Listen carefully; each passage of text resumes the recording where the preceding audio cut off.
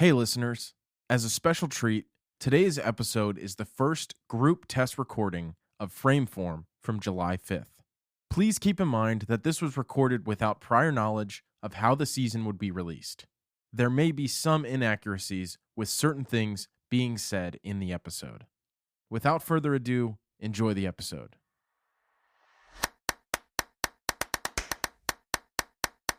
From Rixie, this is Frameform, a show about movies, moving, and everything in between. I'm Hannah Weber. I'm Jen Ray. And I'm Clare Schweitzer. What's up? How are you doing? What's new? Well, it's been a good run so far of episodes. It's been amazing hearing your feedback and, just rolling with the COVID and with everything going on. It's been a really interesting year so far. I mean, I don't know. Who would have known that this was going to happen? That we were just going to be shut in and just stay inside and, who knew that we were going to do a show? Exactly. Oh my gosh. Well, today we have a great show for you. We're going to be talking about what we're gushing over right now. It's been a year of great films, and we're just going to talk about what we loved watching this year. There was a lot. I mean, it's interesting. We've been watching a lot of movies just on our at-home screens. We haven't been doing anything like going to the movies or even gathering at a place where there's a screen or a projector involved. It's been really interesting, being at home and just kind of finding our own content, as well as film festivals that we're usually used to going to and watching and meeting people, where this year we're in front of a computer screen, or I watched a film festival on my couch. How have you guys been experiencing watching stuff? Kind of the same deal. I mean, it's mostly been through my computer screen, but there's something so nice about the ability to connect with other people. I mean, Jen and I are actually on a call pretty recently, and there are a bunch of people who I haven't seen in, years. And instead of, waiting, another 3 years to make it out to a festival where I can, catch up, maybe, argue and debate films over lunch, here we are doing it via Zoom. And in a really odd way, it feels like I'm kind of more connected to the general, dance film world right now. It's been a really, really interesting time. Yeah, I think that that's a good way to put it, is more connected, because we already were really connected with social media and with the internet, and that was already a reality. But I think when it shifted to necessity, or as an only option, just the experience of things changed. And I'm sure this has probably come up many times this season already, but I work a lot in education, whether it's in school or in studios, and we always thought that the shift to most things being online or virtual would be gradual or voluntary, or at least not like it was, which was basically overnight. We were all in our homes, and I think that it's a really exciting growth spurt. Even though it's been very challenging, I think we are seeing a lot of resourcefulness and a lot of creativity coming out of this time, and also people reevaluating. I think there's a lot of dance filmmakers that have been making work for the screen for many years now, because they've seen what you can achieve through that, just choreographically or just practically speaking, being able to have multiple performances a night in different locations. You can actually be in the same place, in different places at the same time. So I wonder what things are going to look on the other side of this. I feel like we're very much in it still, and I'm just along for the ride right now, and just grateful. Grateful things aren't even more challenging than they currently are, I think, is how I would put it.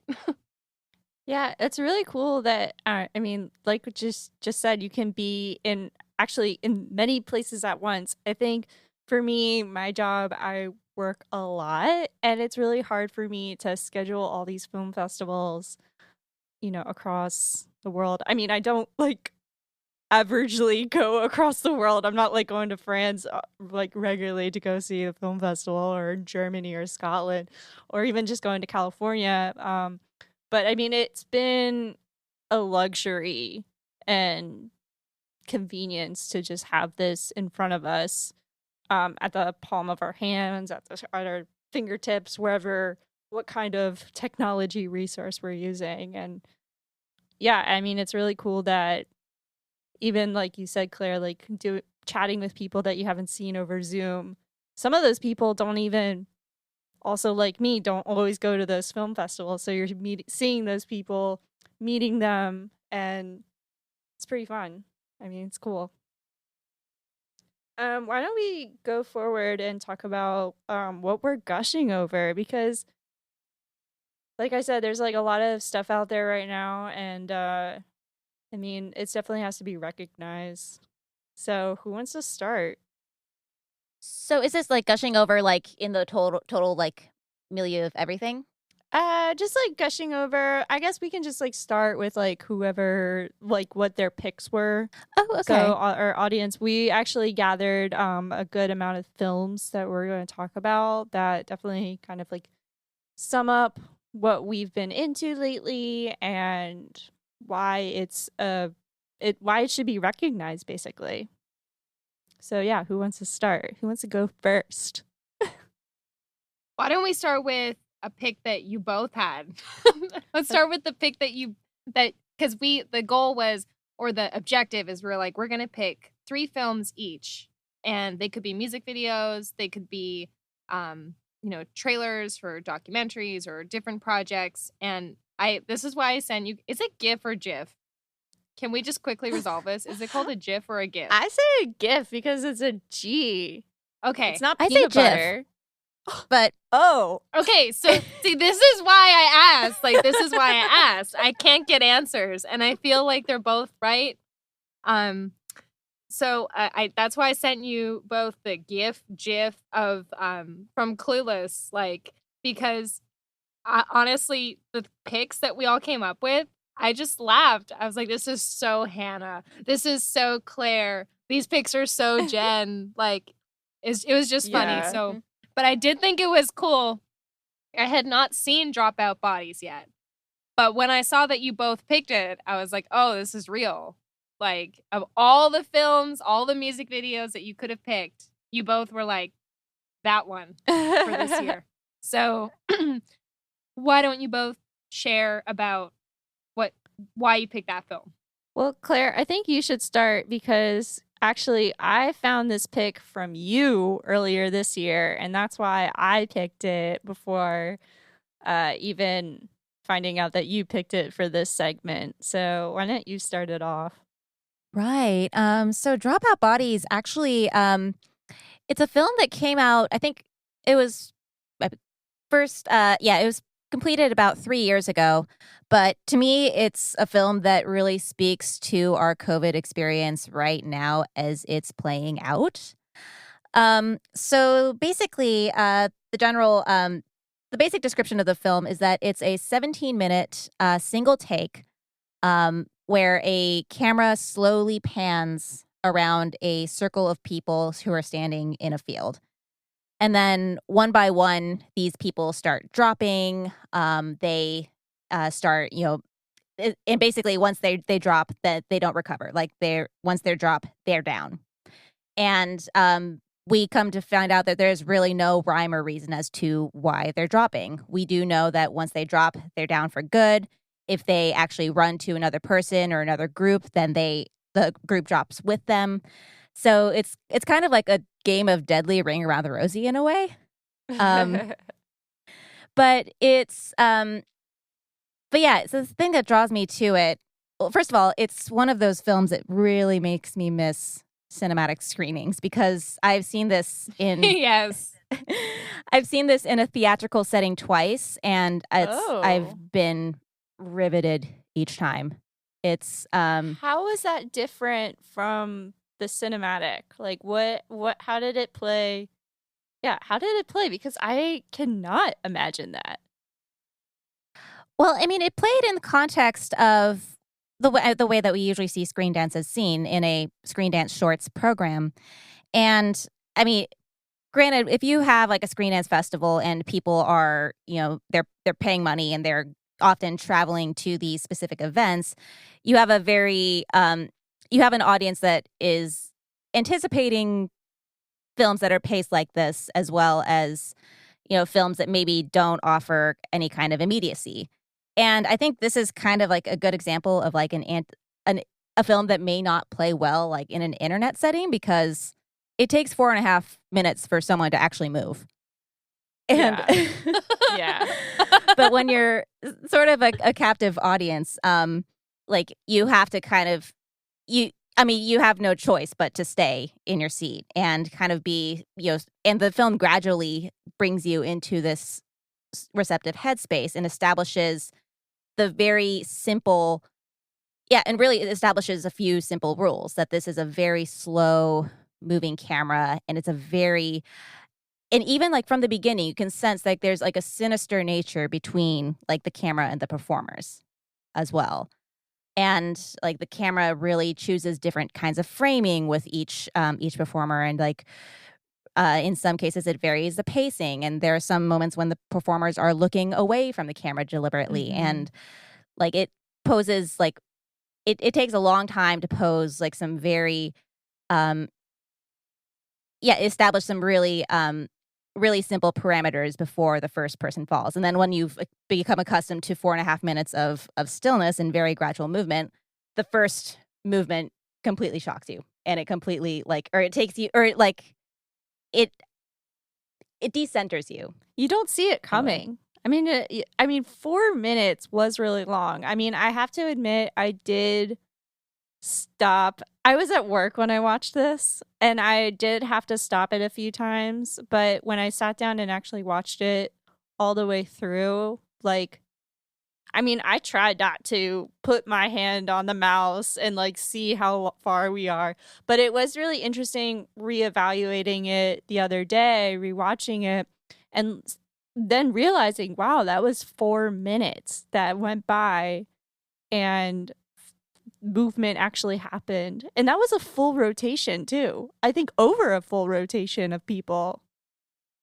Yeah. I mean, I feel bad for that Steadicam operator. Like, that person must have had very sore shoulders at the end of the day. That's such a film nerd comment. Sorry, that's such a film nerd comment. Like, that poor Steadicam operator. Yeah. Well, I mean, that comes from lots of experience of having to suffer through recording entire shows, like either in a really awkward position or like sitting on a railing or something like that. So just like, oh shoot. But yeah, something else that strikes me about the film is that just how simple the setup is as well. Just like there's very little like production design. It looks like they literally like gathered a whole bunch of people out to like the middle of the town and just like, hey, let's make a movie. But still, like there's still like the ordinary nature of it also gives it like an even more resonant quality, because like this can happen to anybody. Yeah, I do like that there's like different bodies, different people, different ages of bodies in that. So it definitely, it gives that quality of like it could happen to anybody. We just gathered all these people.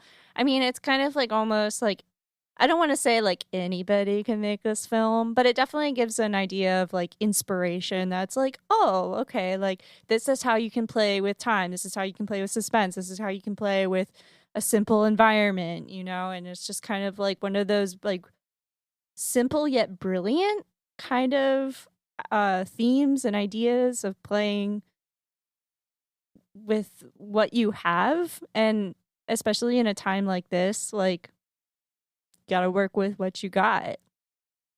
Bet it was a really cheap budget. Definitely. I really enjoy films that are not that are lower budget, that are really about the concept and the idea, because I mean, so often you see very high budget projects and it's like, well, did you have to spend this much on making your movie? Like sometimes it's great and it's a masterpiece and it's totally quote unquote worth it. But I'm also someone who's very interested in like, okay, how great of an idea or how much can you convey with less expenditure to an extent, because I think it inspires more filmmakers too. I think it makes more people realize that they can actually do a lot with what they have, versus needing that funding or needing that grant, or they might be able to do more projects because they're budgeting a little more smartly. So I do appreciate that sort of quotidian look, and I feel like it adds to the experience and like the suspense. It almost felt like kind of gives like, I don't know, maybe Wicker Man vibes or something. It was just like I felt like I feel like I pulled over in like the wrong town, like on a road trip, and I just had like weird vibes the whole time. But it's great for that. I think that dance and film really beautifully portray a mood, and this film definitely has like a mood and also a unpredictable cause and effect or story to an extent. Yeah, I thought it was fantastic. And on the same subject of like I guess we could say pandemic or like low budget films, I kind of want to just go into one of my picks, which was a music video. This was a film that came out, or I don't know, would you call a music video a film? That's a debatable topic. But I think this one's a music video. Yeah, this one's quintessential music video that came out this April at the really very kind of beginning of the pandemic, which is the music video by HAIM called "I Know Alone," which is it's an interesting song. "I Know Alone." It was written before the pandemic, and everyone's sitting. I felt really bad, or feel really bad for the people that had to actually be at home alone and kind of deal with this. But it was I picked this one because it was shot like is all directed and shot like from social distancing and directed actually I think through FaceTime, but it was also like a very simple concept but executed very well. For those who don't know, HAIM, the band, they're three sisters, so they're we could say they're very in sync with each other, and this video was very in sync with one another as they literally are dancing the same dance, but very like simple, and knowing their style, like it was just very it captured their style, it captured their attitude, it captured the song, and also the time and place of where things are at the moment, especially in April. I definitely got that like bored teenager vibe from them, and like it kind of adds. I didn't actually know they were sisters. It kind of adds to it. I find that especially with music videos, it's nice to have a clear look, clear rules. It's easy to process. It's short format. I really liked how the choreography was super simple. It repeated. It's satisfying. Like people that don't understand dance can watch it, and you can still get a lot out of it. It's not like, what does it mean? Like it matches the music so well and is so clear. And I just love the iconic gesture that they were using of like the swipe choreography. That's like definitely my favorite moment. But then they kept using it so much, and I was like, okay, let's expand. Like what else can we do with this concept? But in general, I really did like it, and it's definitely a mood, and it's definitely of the times. And I also I just enjoy it even more because it's one of your picks, and it seems like such a Hannah video. Yeah. Yeah, I actually had to say the repetition actually worked for me, because to me it kind of summed up the monotony of living in COVID times. Just kind of like, okay, you're doing the same thing every day. It's kind of lost its appeal, and It's Groundhog Day. basically, yeah. Yeah. But I really like the choreography, and I actually think Francis and the Lights did the choreography, and he's fantastic. Actually, pretty fantastic choreographer, and pretty new at the whole choreography game as well. like he's actually a musician himself. He's worked with Kanye a lot, of all people. And he, I don't know if he actually comes from a formal dance background, but he has choreographed for several different artists who, okay, he's choreographed for Chance the Rapper, who, yeah, you could pin him as a dancer. Yeah. He's also choreographed for Bon Iver, who you absolutely would not pin as a dancer. Oh, yeah. I forgot about that. Yeah, and actually, like, makes Bon Iver look like a good dancer. And I think it's, like, it speaks to the talent of someone who really understands who they're working with before they give choreography, and really, it really generates the movement from their experience and from their, from their pool of knowledge. It's like they're not trying to transmit any kind of like, kickball change pirouette or something like that, but they're really, having, developing something from, they really understand who they're working with and really try to craft movement around their strengths. Definitely. I love that. It's so true because if you talk about what a great choreographer is, or everyone's going to have different standards, but some people might say someone that like gets across a message or someone that shows musicality. Like when it comes to a music video, a great choreographer needs to make the artist look cool or look strong or look attractive or look like whatever the message of that particular video is, that is their task. And I'm going to look up this Bon Iver video you guys are really excited about because I'm Canadian, so obligatory pride mention, like have to check it out. But yeah, I totally agree with what you're saying. The choreographer should be flexible to who they're actually working with, because that's the goal, is to make the artist look however they got to look for that video. Yeah, and it's like that choreography is repetitious, and it is for the choreographer, but it's also very pedestrian. So it's kind of like how, like any person could do this, it's kind of like how it's this music video creates like a sense of connection through others, through not just music, but through movement and like how everyone is feeling. Again, with the repetition of like, we're all going through this at the same time. We're all feeling alone. I know alone, alone. I love that. Like, I love like the human experience, the human connection. And I think through this music video, it definitely captures a moment in time and forward. But to go forward with that, I also want to touch on Claire's other pick that's also kind of like a one take, which is Mass. Right. I seem to pick the French single take films. Yeah. Yeah. It's like, what's your type? Yeah, it's interesting because like I was like, oh, there's like a theme. Like I also love, like you and I both picked one takes, which is interesting.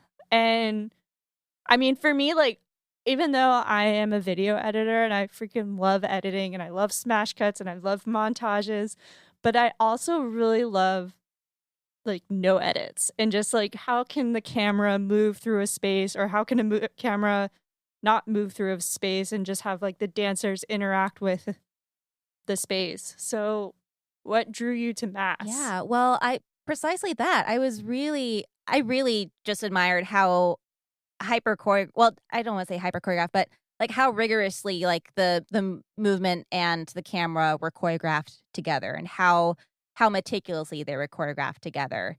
I can't even imagine what it was like to block that thing out. Like, just I think it really plays with again, audience perception of where exactly are these people in space, and how the camera kind of tricks you. And yeah, I also like the variation on getting really, really close and intimate, and like kind of showing this whole broad mass of people. And it was a film that a film shot in a warehouse that made me forget it was shot in a warehouse. Interesting. So true. Yeah, you see these warehouse films all the time. Like if you're a curator, as both of you have been for a very long time, like you'll reliably get at least 5 films shot in a warehouse where usually that's sort of like, okay, here's, the cool space and here's some things we're doing in it. But really, like, again, like I was so drawn into the choreography of the camera and the movers. And again, like these were, if the credits are to be believed, amateur dancers. Like many of them don't have professional training. So, and again, like it really takes a special choreographer to understand who you have in front of you and maximize those strengths. Yeah, I definitely I love and I can really appreciate films where I do believe editing is choreography. I do love a really cutty, textured film. Yes, I'm all about that. But I agree. A long take or a single take, that is choreography right there. And that's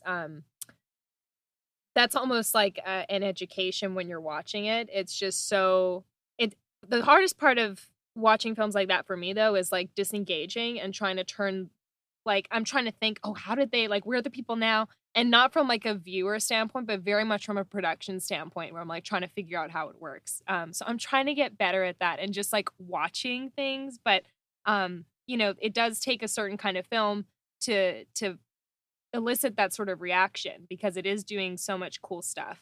I agree with what you're saying about warehouses. I do like when they're used in a meaningful way or I feel like, yeah, this was a film that made sense to be in a warehouse and they used the space very creatively and I had zero issues with it. I don't feel like it was just like a flippant choice, Yeah, and I really felt it was like a ride.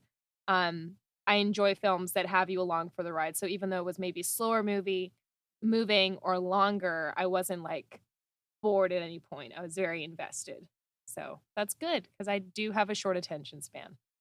Yeah, I mean, I feel the same way too.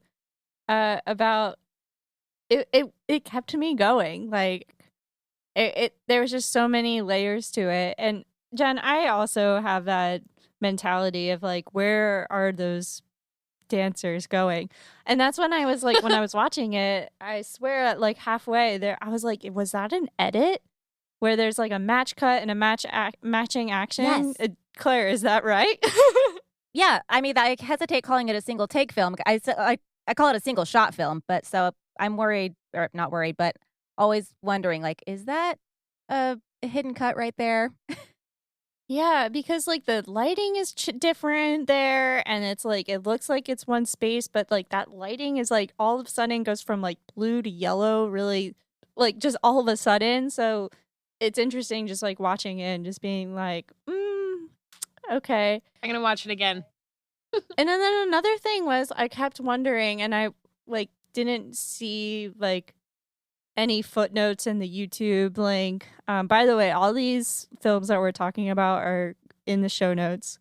But yeah, with this film, it looked like it was a performance first, and then it was shot in this location. Do you know? Are you aware of that, Claire? I don't know. I didn't see any disclaimer in the credits.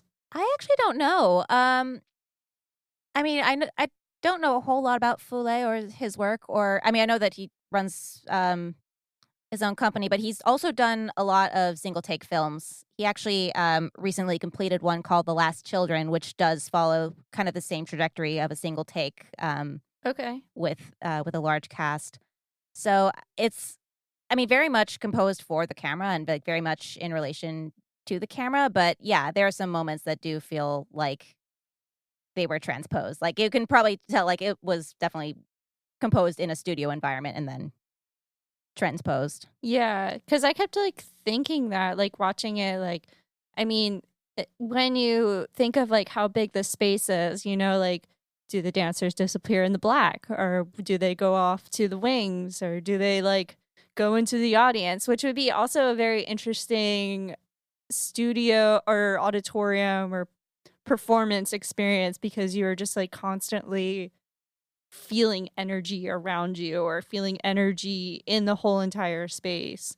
And even though we saw that cinematically, but you can almost feel it there's like a tactile experience while watching it on camera. Absolutely.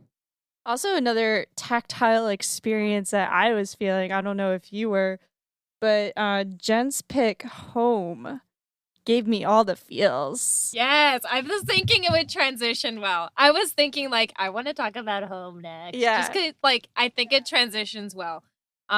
So Home. Sometimes a film comes into your life. Anyways, feeling very romantic about this one. The link I sent you guys was like the film plus a performance, but I first learned of this film, I don't even know, like maybe a year and a half ago, 2 years ago, when I saw it on like Kickstarter or GoFundMe. They had a trailer. They had this whole goal of like, we want to make this longer format dance film, and these people are going to be in it, and we're going to film it in California. And I was like, yes, yes, yes. Like, it just looked great. And I really enjoy when you see like top quality dancers and top quality film production come together. A word we've used a lot is cinematic. And I am a big fan of dance that looks very cinematic, or just like having a good professional aesthetic to it. And this definitely has that, not just visually, but just, the sound design is really intricate. It's very much like a video poem.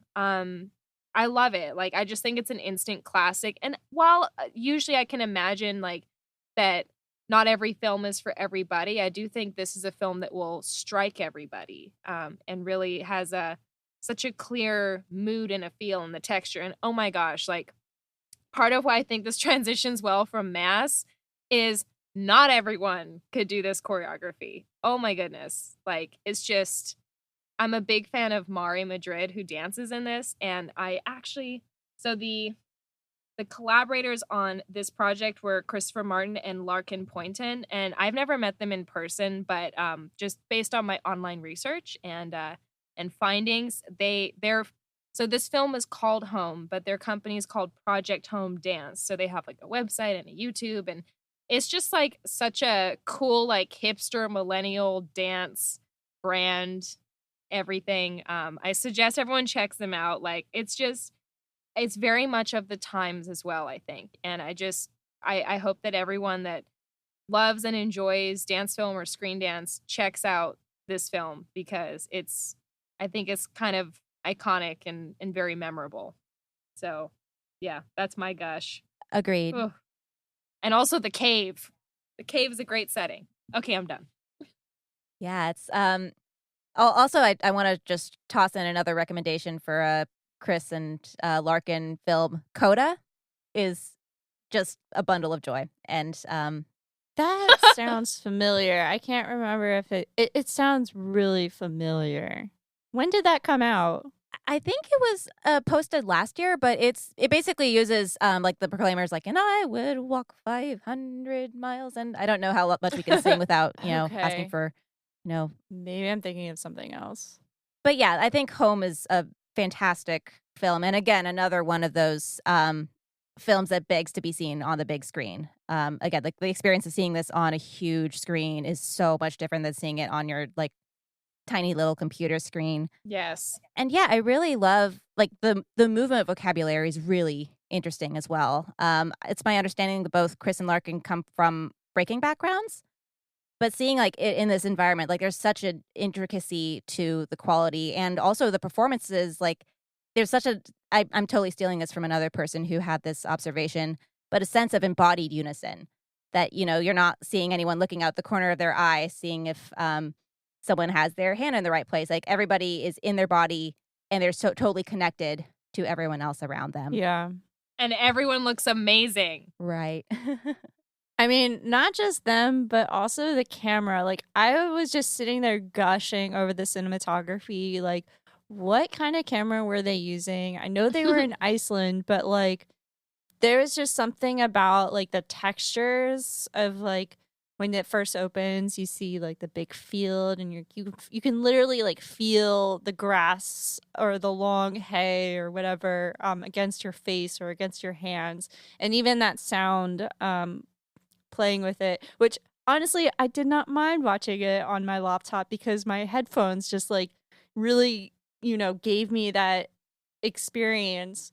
But yeah, the camera just like really toned in on like the environment, just like the temperature of like the colors. You see a lot of dark, but it's not like canceled out like when people like not color their film right, and there's like the black looks like just completely blacked out. There's still like this feeling of soft ripples in it, and especially when they were in the water, just that moment of just like the waves crashing against them, it was just so beautiful.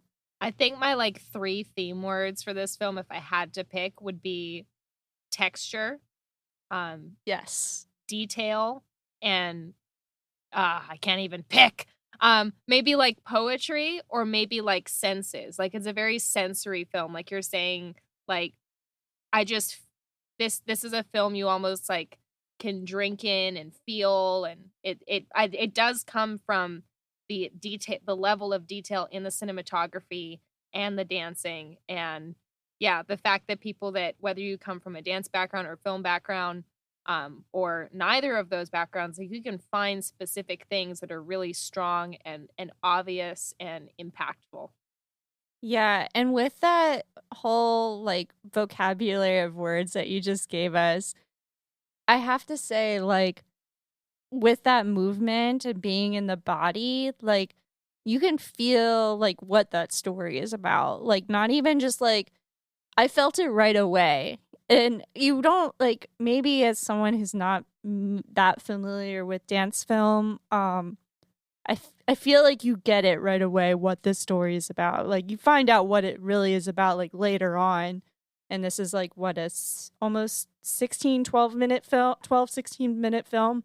And it takes a while for it to unfold. But honestly, like, I was like, oh, okay, yeah, totally. The way, like, one dancer is actually, 10 dancers, or I don't know how many, I can't remember how many dancers they were, but 10 dancers was actually one dancer at once. And you see that in the edit as well, and just through their bodies.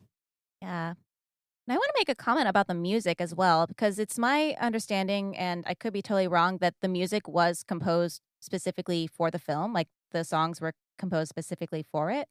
And you can tell, like, there's like such like a really interesting quality to the sound design, as opposed to a music video.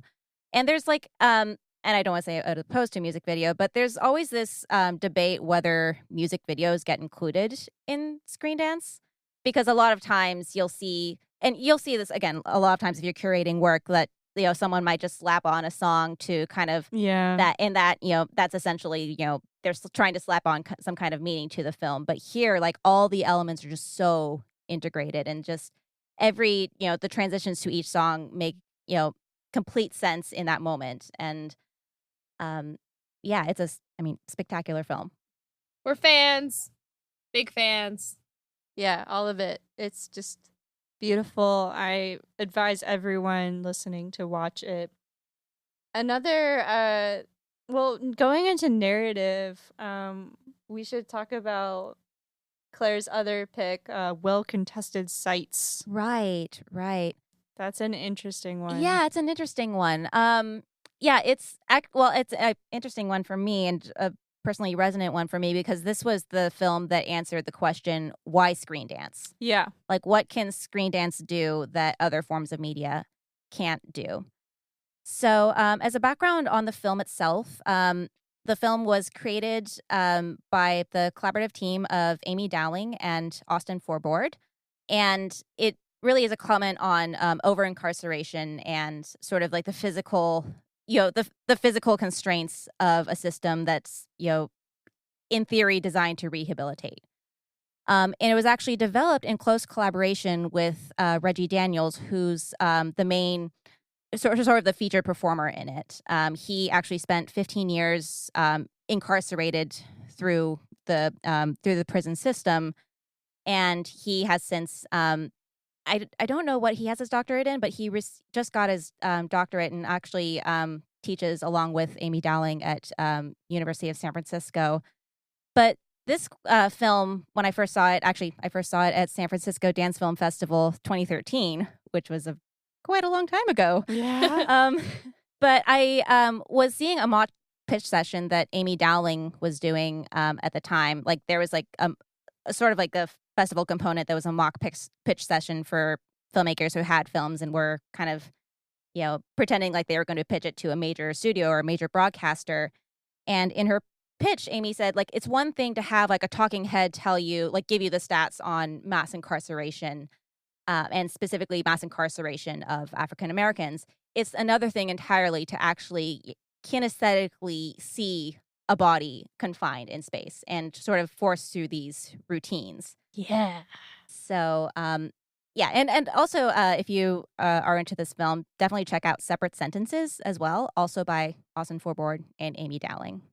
Claire, was this shot at Alcatraz? I didn't catch it in the... It was shot at Alcatraz. So fascinating. I mean, I actually recently watched this, like, I don't know, semi-silly documentary about Alcatraz on Discovery Channel. But it definitely, like, learning about Alcatraz and then watching this was, it definitely gave me more of that connection of understanding that specific environment and what, prisoners were going through. I just loved how it opened with the wallet, or well, you see the people and then you see the wallets, and that was like what you just said, like how do we bring, screen dance or dance film together, and watching that, and that definitely made me think that right away. And I thought it was just so fascinating to watch, a film about incarceration in this kind of way, just watching the repetition and minimal hand movements, arm movements, and also just like these duets in these confined spaces. You definitely feel restriction and pain, and just, again, going to texture, that feeling of just like how rough an environment like that is.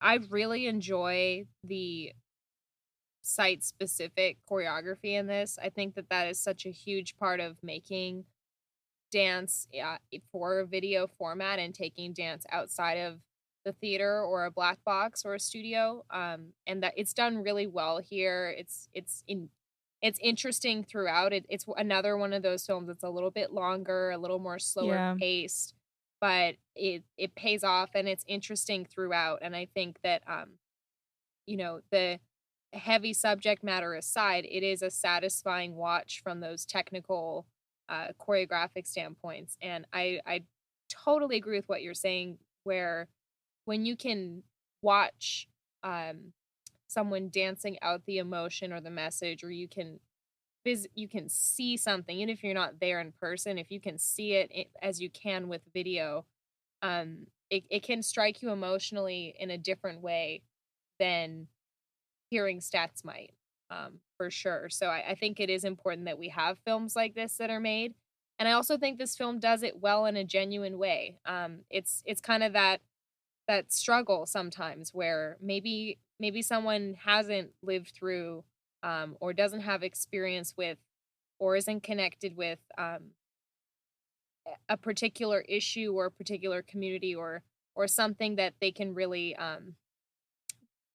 honestly and authentically portray. And when it is done well, it's so effective. And we did screen Separate Sentences at I believe it was at Capitol Dance Cinema Festival. I don't think we screened it at Cascadia just because the timing and the year, but we screened it at Capitol, and I do think it was a different kind of film for audiences. It was shot, it's black and white, and it's an all male cast, and fantastic film. Yeah, and I don't want to use the word raw, but I've been trying to think of any other word for it, and I don't know what else to say. So it just does have a very raw feel and a raw look that I think is very effective as you're watching it as well.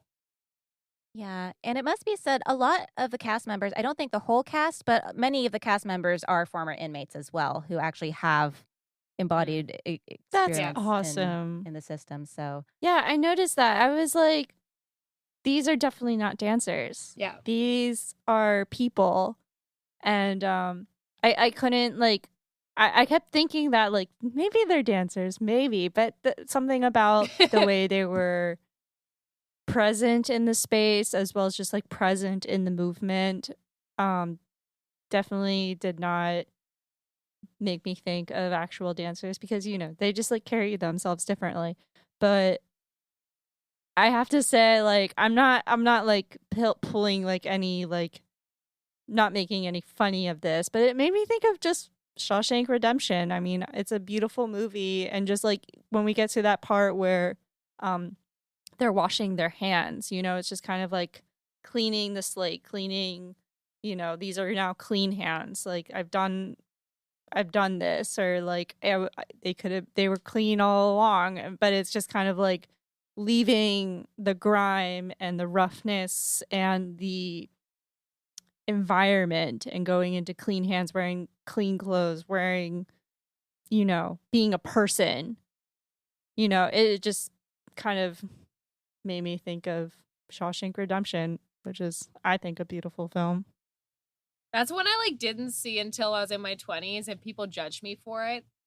Like, you know, those movies that we all have? That was one of mine like that.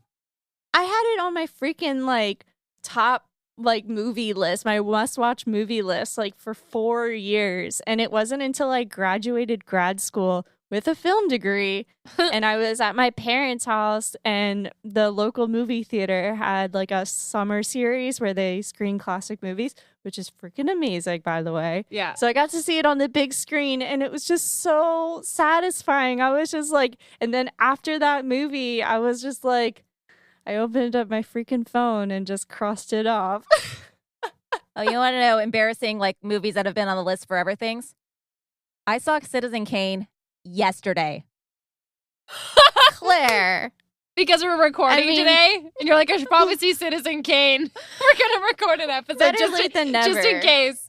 I just saw it was on HBO Max. I was like, I should watch it. I watched that movie 3 times in grad school because it was like part of one of like it was like one of the movies that like that I helped TA. Of course it was. You know, like one of the teaching assistant classes, and it's like, we gotta watch Citizen Kane, and I'm like, I have no problem with it, whatever. So Claire, did you like it? Yeah, did you like it? I mean, I did. I mean, I have been watching a lot of like TCM lately, and I mean, you definitely have to consider when it was made. Yes. And considering there was a lot of really, really, quite frankly, dumb movies made around that time, like having something that had, you know, very strong visual motifs, like really, you know, thoughtful use of the camera. Hey, it was revolutionary, man. Yeah. And Orson Welles was 26 when he made it, too, so. Oh, so fantastic. What did you do And by he the was time you were thin. 26, everybody? I was in debt. What did you do with your lives? Orson Welles I made Citizen graduated Kane. grad school and paying off my student loan debt. Yeah. This is why millennials can't make anything epic like that, because we're really busy with our student loan debt and avocado toast. Yeah. Just kidding. We're making great stuff like Project Home. Yes. Jen, you have 2. Well, also, actually, we should go, before we go to the 2 documentary picks, Jen, why don't we talk about The Man Who Traveled Nowhere in Time, which Ooh. was my pick. Yes. Which is more like a vignette kind of work. This film I saw at the American Dance Festival Movies by Movers at Home Festival. So I watched it on my computer. This is done by, I'm gonna butcher this, Vincent Guillaume. René-Lortie. What is it? I thought it was Guillaume Lapin who did Bleeding and Burning, but maybe I'm extremely confused right now. I think that's like the producer. It's the same people though. I think they might have produced it, but this is directed by Vincent René-Lortie in collaboration with the Montreal Dance Company. And this was a live performance that turned into a film, which we've talked about. Like some of the films that we've picked probably have been staged or studio choreographed works. But this one is totally different. There's more rooms involved instead of one room. There's also levels. And when we talk about the staircase, I thought this was a fantastic film. I mean, it had everything that I love. So, like, inventive editing and really dynamic choreography, clean cinematography and mise en scène. The only thing that I wasn't a fan of, which is kind of, I guess, weird because it was a main part of it, which was the spoken word. And I think I'm just not a person that goes for spoken word. What did you guys think of it? I agree with you there. I could have done without the whole exposition, and I'm usually not a fan of like films that present a whole lot of exposition. Okay, now you know the plot. Now just enjoy these pretty images. Yeah. And I think that like for a film like this, there's so without that spoken word, like there's so many different stories or so many different plot lines that you can gain from what you're seeing on screen. But I thought I'm really surprised to hear that it was a stage piece that was transferred to screen, because it was so like site and area, or at least it utilized like the screen world so meticulously. Yeah. It kind of reminded me of Home Alone, which is also a fantastic film. But again, it's like these random vignettes in a location, also wearing neutral palettes.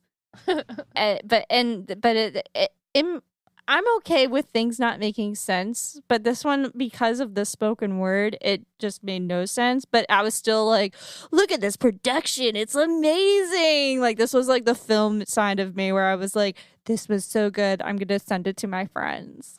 Yeah, I mean, when you sent it, you sent the Vimeo link, and because I saw that it was on Guillaume Marin's channel, I was like, oh, the editing's gonna be great, because I remember his film Bleeding and Burning, which you also loved, Hannah. I do love that. And it was one of those films that I saw and was like, I love it, but Hannah's gonna love it more, because it's like, just I do enjoy when you do see what technology can do and what editing can add by way of like choreography and character. And something that I really like about this film is that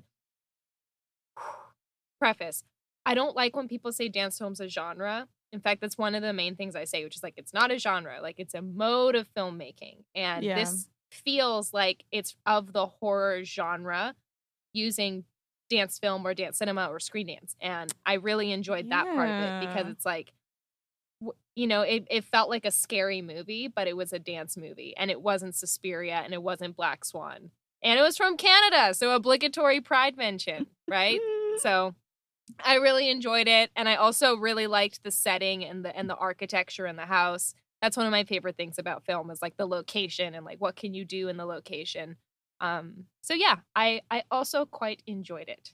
And I also want to mention that it does so much in such a short amount of time. Yes. Every cut is, perfectly made. Every shot is timed extraordinarily well.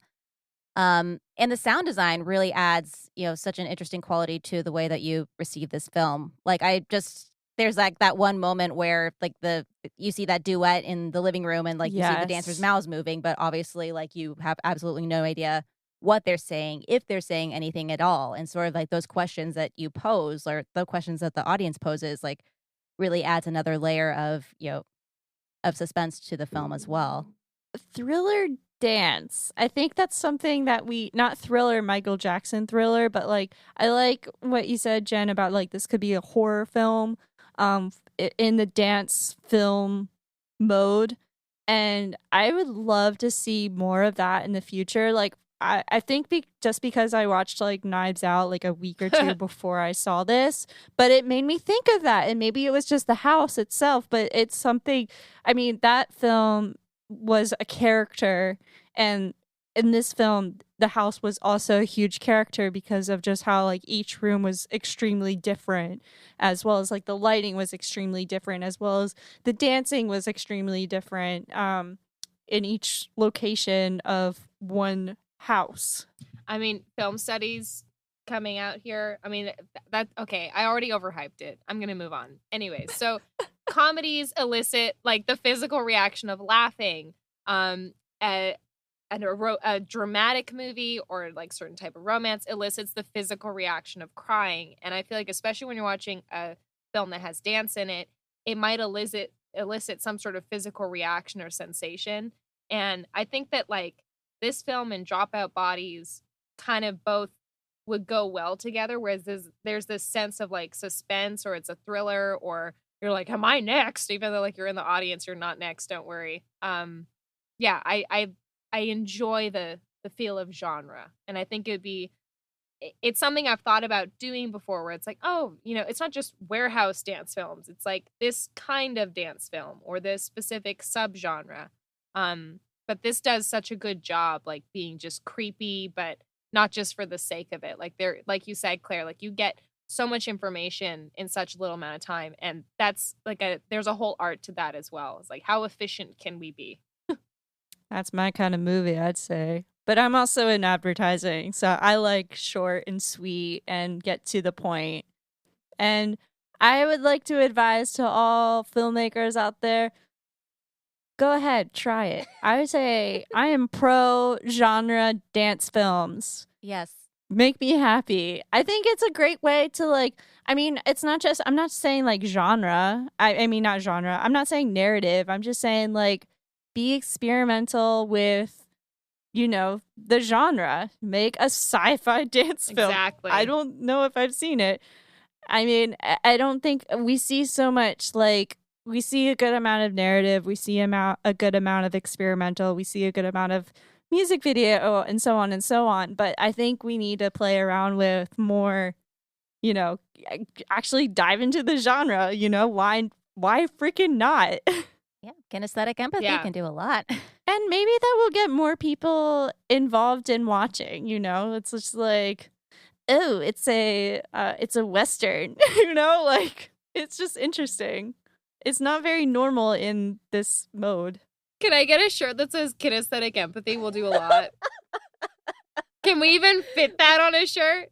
I love it. Yeah, let's put that on a shirt. Let's sell Frameform it. Put it merch. on the Ripsy store. Frameform t-shirts. Kinesthetic empathy can do a lot. Claire Schweitzer. Okay, so Uprooted. Yes, let's talk about Uprooted. I adore this film. This is a documentary that is premiering July 2020. By the time you listen to this, it would have already premiered because we're in a time capsule right now. Oh, sweet. How do we should put that in the link in the show notes. I really would love to see that. You two have actually seen a cut of this film before. Yes. Because this film's had quite a life. It's finally come to fruition, which is really exciting. I've met the producer, Lisa Donmal-Reeve. Shout out. She's a great lady.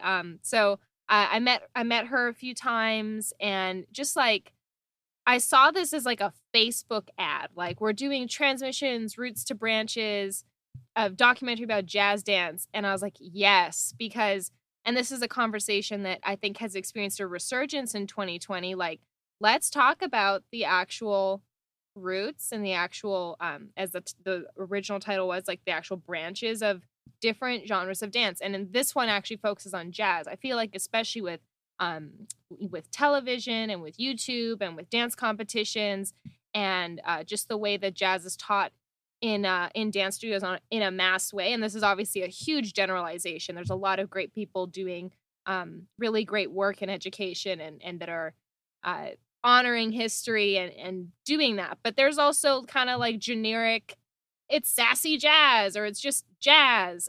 So I just was so excited that there was a film. It's all about jazz.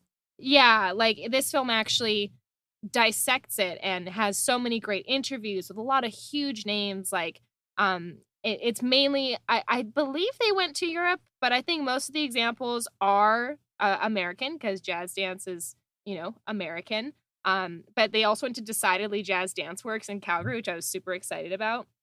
But yeah, this is another one of those films that had a crowdfunding campaign and people just really got behind it and wanted to see it be made, and it was. And I remember telling Lisa, like, this film would, and she's the producer, directed by Khalifa Wong, by the way, So I was telling Lisa, the producer, I was like, there's a whole world of dance film festivals. Like, you should really submit to dance film festivals. So we screened it at both Cascadia and Capitol, just like an excerpt, and audiences loved it. You know, people love learning about the history of things, and it's just done in such a fresh way. And I can't say enough amazing things about this film, and I'm just really excited that they're going to have their premiere with the Dance on Camera Festival, Dance Films Association's festival, because that, you know, they're really, there are so many festivals, but I do think that it's kind of the right thing for it to have its feature film premiere with DFA, and I just cannot wait to log on. So yes, that's my spiel about that film. Everyone should see it. I think it's an instant classic. And a spoiler alert, it is the consensus documentary pick of the San Francisco Dance Film Festival Committee, and this podcast will be out in a few months. It will likely be picked for San Francisco Dance Film Festival as well. So hell yeah. Well, first of all, I mean, being in the San Francisco Bay Area, which is such a jazz-starved area, it was so refreshing seeing this history and just seeing like the various lineages of jazz.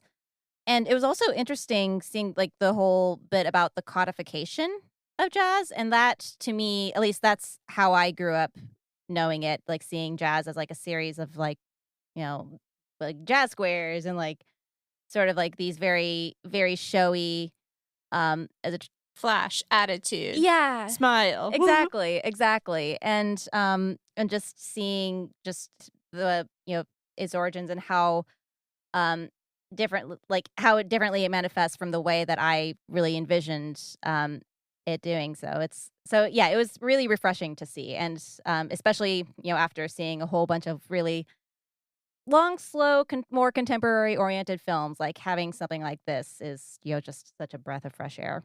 Yeah, I haven't seen it yet, but I just commenting on the trailer just makes you feel so excited, as well as like if you were just like the average watcher of any film, the average Joe is probably going to know about dance as in like, what they see on MTV, or MTV doesn't even show that kind of stuff anymore, but YouTube, and or knowing like So You Think You Can Dance, or what's the show, Jen, that World of Dance, exactly. Like what they see on primetime television. So I mean, this just definitely screams like excitement and wonder, and just and also just like knowing the history, especially during this kind of time where people are really trying to preserve like the history of everything, as well as just erasing history. But it's I think it's time to I'm not saying that it's never been time, but I'm really glad that something like this is coming out right now. Yeah, it's on the pulse of what the masses are asking for, and I think that's kind of the tough part about making things, whether it's like an event or a film, like the audience on the other side, and hoping that there's like a demand for it. And I think it's really exciting that there's the demand for a film like this and for stories like this, and to actually acknowledge the history. And there's a need for it. It's one thing if there's interest, there's a need for this. Yeah. People need to understand all of the various flavors of jazz and all the amazing contributions, and just that it's such a celebration of collaboration and cultures coming together and creating something unique. And I mean, I can't wait to see the whole thing. But yes, I feel like it's something that is also necessary just for dance documentaries in general, is to not make something about something so niche, but sometimes broad is a huge undertaking, but it's necessary. And I just see this being a classic going forward, like that we point future generations to and say, hey, like, get educated, go watch this film, go watch Uprooted, and understand what you're interested in here, or what you're training in, or understand who these different people are. So yeah, big fan. I hope a film like this like goes to a streaming service, not just like, I know it's premiering at DFA, which is like a huge opportunity and such like, that's kind of like the checklist for a dance filmmaker to be like, oh, I went to DFA or I premiered my work there. But like, I hope it goes to somewhere like Netflix or Hulu or, just so more people can watch it and not just see it in the theater, because honestly, like like you just said, the broader the better, and it gets more people involved and more interested and just knowing what is out there and what the history of it is. Mm-hmm. I think people will I think this will go on a platform like a Netflix, and it will be popular in the dance community. I'm just excited to see this film continue to have a life, and yeah, for sure. I hope we can stream it soon. Okay, should I transition to the last pick? Please transition. Okay. So, my final pick is also, well, not also. There are some films that we have picked that are a little bit older on these lists, but this is our first time doing this, and I was like, if there's ever a time to reach back to the past and pick a film, this is going to be the episode to do it. So, my pick is The Making of Welcome Home. So, I don't even remember where I saw it. I think I might have seen it on Screen Dance Collective first. So Shout Hannah out. has curated. Shout out! Hannah has curated an archive. I'm sure that it'll come up more in the season. But Yeah. sometimes things come out that are like commercials or music videos, and like I'm not cool. Like I don't always see things right when they come out, but I have cool friends and sometimes they share them. So this was one of those things that I think I first saw it on Screen Dance Collective, but then I saw it like everywhere for a while, and I was totally fine with it. So it was the Apple HomePod ad from December 2018. No, 2018. 2018. It features Twigs, choreography by Ryan Heffington, directed by Spike Jonze. So already you have like these big names collaborating, and it totally delivers. Like sometimes you have big names and there's all this hype, and then you're like, yeah, but is it going to be actually any good? This was, and this delivered.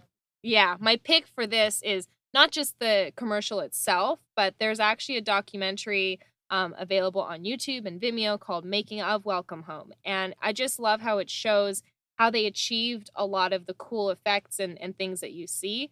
You see like miniatures of the set and the sets moving, and something I really enjoyed and like one of my main takeaways was that there wasn't a ton of CGI. Like a lot of times when you see something visually impressive, you're like, oh, it's probably a lot of CGI and a lot of money. But I think there was a lot of money on this because it's an Apple commercial. But the actual set moved and like had hydraulic pieces to it, and the choreography of the crew like pulling the couch into the shot at the right time. I just really enjoyed peeling back those layers of the magic. Like the first time you watch it, it's so captivating, and then being able to peel back those layers and think, okay, so how does this actually work? You can do that with this film, which is really satisfying. So yes, I enjoy it a lot. Even with this film, I mean, it's like the making of it is as magical as the video itself.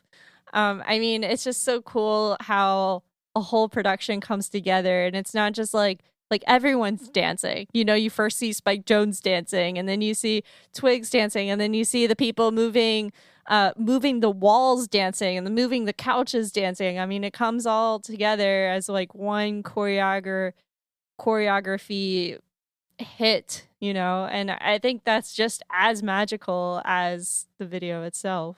Yeah, one of my favorite things was watching Spike Jonze direct Yes. too, just like seeing how physical he was getting, and really how much on FKA Twigs level he was getting as well. And I'm a huge fan of FKA Twigs and her music, and I mean, I think that she's an incredible director in her own right as well. And yeah, I mean, the Melissa EP blew my mind when I saw that. But she's someone who's so maybe she doesn't have dancer as like the primary label anymore, but she's so in her body, and again, like Ryan is choreographing her and like playing to her strengths and playing to her impulses. It's not, trying to impose any kind of notion of like, technical specificity or any like not trying to slap on something to her, and really taking, generating the movement from what she's able to do. Yeah. And I love her movement coach in this too. Like that's something I really enjoy about films is all the players, like all the people that contribute to it. And she has a movement coach, and he's like so funny in this film. And just the way he's working with her. And there's something about her not primarily being a dancer that I liked about this more. Like at first I haven't followed her work in so much detail. I know she's got a very clear vibe and style, and she's very educated and multi-talented, and it's just like all around awesome. So I knew that she would probably be pretty great in the video, but I was just super impressed. Like it didn't feel contrived. Like even though the film really is so contrived and planned out, like it felt very, I think she did a great job acting and dancing in it, and it felt very genuine. So that definitely adds to the experience of watching it. And especially for this particular ad, the concept is welcome home and the comfort of home and music. And I just think this film hits. And it was cool to see how they actually work together. Like at the end of the day, we're all people. Like it's just nice to see these big names in process and working with each other just as normal people, as human beings. What's also so great about this like documentary is that it emulates the same feeling of the HomePod commercial itself. I mean, the way it just enters in when we see Spike Jonze directing is the same kind of feeling of like how we're watching. And I love like those smash cuts of like what the video looks like and how he's directing it. I think that's a great way of like just how, I mean, it's a commercial, but it's also a music video. So it's like how to direct a music video. You got to get that same rhythm. You got to have that same emotion. You have to have that same feeling. And it really delivers through just like the education of how this was all done. And like his dancing's not great, but he's trying because he's trying to communicate. And I think that's such an important thing for people to see is like to take those risks and try and communicate, just because you're on the dance side and you understand the film side or vice versa. Like just try, like being open to looking awkward or saying the wrong thing is an important part of collaboration. And I think that seeing these huge names doing that and just being awkward and not dancing well or being uncertain about things, I think we need to see more of that because we see so much great stuff in the highlights. We need to see more of the process and the fact that mistakes are part of it. Yeah, some of the worst dance films I see are ones where clearly the director is like, okay, I don't know dancer, you're right there, just do some moves. And, we'll just, basically do a supercut of the prettiest things you did. But here, like, there's a real true sense of collaboration and people who are just kind of stepping into different streams that they're not familiar with. And that was great to see. Yeah, I mean, Spike Jonze, his background, I think he started in music videos, and he's done like music videos that are dance oriented. So it's really nice to see like him at an older age, like still continuing that in his portfolio. I mean, with like what else has he done? He did that Kenzo ad. Yeah, he did the Kenzo ad. Yeah, exactly. I mean, it's just so fantastic. And again, it's like crossing commercial, well-known brands with dance and music. And again, I hope to see more of that out there in the future. I mean, I know not now, but like, we still got next year. 10 years to come. Yeah, I love how you're saying like just seeing dance. And I'm one of those people that's kind of picky. Like for me, I don't know. It's not enough just to, and I'm privileged here saying this. I know. It's not enough just to see dance for the sake of dance. Like we're at a point where it's like, okay, we can do better. We can have dance that's like really interesting choreography, or we can say something that means more. Like it's not enough just to have people dancing, doing whatever. And this is a situation where I'm like, heck yeah, like it's great to see dance in a Apple ad. Like, it makes sense. It's music based. And just the fact that it was, you know, a character that was developed and like had some really great moves, and just, yeah, I think it was a great example of doing something commercial that wasn't exploitative and wasn't lazy. It was just really well done. Yes. Kinesthetic empathy can do a lot. Put it on a t-shirt. Yes. Rixie, put it on a t-shirt. I just can't wait for our other awkward quotes to emerge. Yes. That's the first one. That's the first of many. Well, we'll keep a tally. Yeah. Awesome. Well, do we have anything else to add? I don't think so. Merry Christmas. Merry Christmas, guys. Happy New Year. Happy New Year. Happy Hanukkah. Happy anniversary, Mark. I love you. Hey, it's been an awesome season of work. I know we're probably gonna, do another tagline to this. So to our future selves, I hope you've learned a lot, and you're great. Just remember that. You made it. Congratulations. Quarantine is over / almost over / halfway over. Maybe not over. Don't tune out yet. We've got some exciting final announcements. Project Home Dance is launching Home Screen, an online dance film festival, January 8th and 9th. Go to www.projecthome.art and follow them at Project Home Art on social to learn more. Want to share your work or get involved with Dance Cinema's festivals? It's never too late.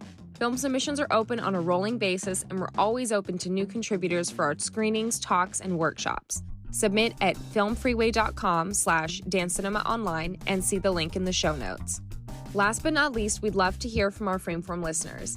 Send us an email at frameformpodcast@gmail.com and engage with us on social at frameformpod. If you like what you're hearing, subscribe, review, and share. Thanks for listening.